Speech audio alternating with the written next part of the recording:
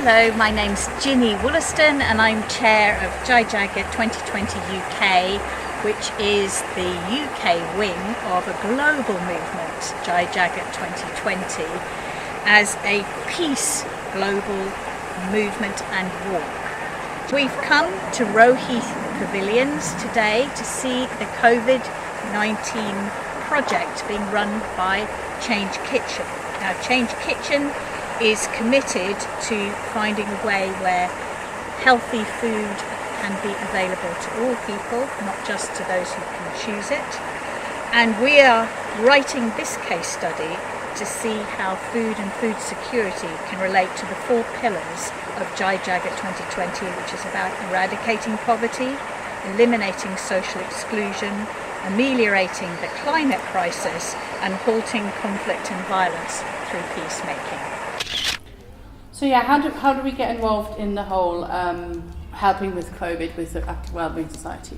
Have known Karen for a while, even from before she ran the Active Wellbeing Society, when she was still working for the council, and we've always had a connection because she worked for wellbeing services for Birmingham. I work in an organisation where wellbeing is a big part of it, and we already talked about just in principle that there's connection between our organisations and that it'd be good to talk. It's always good to talk with other organisations in the same field. They're a sort of they're co-op, but that's in some ways also a social enterprise. There's lots of connections. They're a much bigger organisation, but in principle there's connection points.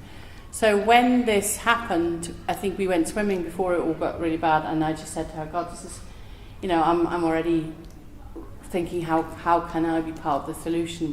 There will be loads of people that need feeding. Karen put together this alliance in a way from anyone who does anything in the world of supporting people with food. Just at the beginning of COVID, just before lockdown actually, and because I'd mentioned, she said, "I will come along to that." So I came to the initial meeting, the founding meeting of this From Together thing that's been feeding people. Per week, so it has fluctuated. Initially, per week, we were only doing about 100 hot meals.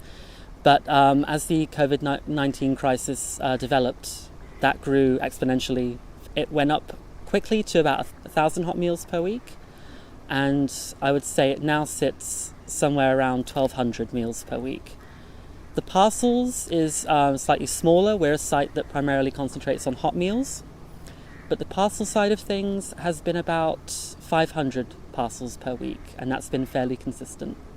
We also then were approached by Birmingham City Council in a slightly different capacity from what the Brum Together thing did with the big parcel delivery thing, that they had some in the end it was like up to 160 people who were specifically vulnerable and under the care of Birmingham City Council, and they needed parcels and hot food twice a week, specific parcels to see them, so that there were people who wouldn't leave the house. We ended up becoming a hot food and parcel making special parcel or special diet type parcel making plant in a way. Primarily things are vegan. In the case that they are vegetarian, we're making sure we've got a really good vegan option as usual, and that includes gluten-free and people with wheat intolerances otherwise, things like that. We're really trying to cater for everyone in this. I think it's a really interesting fact that the food that we provide is all vegetarian or sometimes vegan, as it really opens up the possibility of feeding more people. So regardless of anybody's religion or dietary requirements, everybody has access to food, and I think it might also help people to realise that they could eat less meat. My family, we are meat reducers, I suppose we say. My brother's a vegetarian, has been all his life really, but at home we constantly tell the children about needing to eat, the fact that we don't need to eat quite so much meat, and we've been doing that a lot more in the last 5 or so years. I think it's definitely made me aware of the haves and the have-nots, and just that I take for granted that there'll be money in my bank account and I'll be able to carry on going and doing a regular shop for my family, and that as people are dealing with redundancies, ill health, varying personal situations. To hear that people can't afford to put food on their own tables or feed their families is really quite heartbreaking. It definitely brought it home more how bad it is. I did know the statistics about Birmingham's poverty issues, how many families there are living in Birmingham who suffer from poverty, and how many children live in poverty. But it brought it home more because we actually met the people. I mean, not necessarily actually met them, but we met them through, requests and, what they needed and stuff like that. And then through the reports back from the drivers, because we, on top of delivering food, we sort of did a health and well-being check on people as well. So we'd leave the food in front on the door, and obviously not meet people because you're not meant to. But our drivers would come back and tell us whether they saw people or at least heard from them on the phone.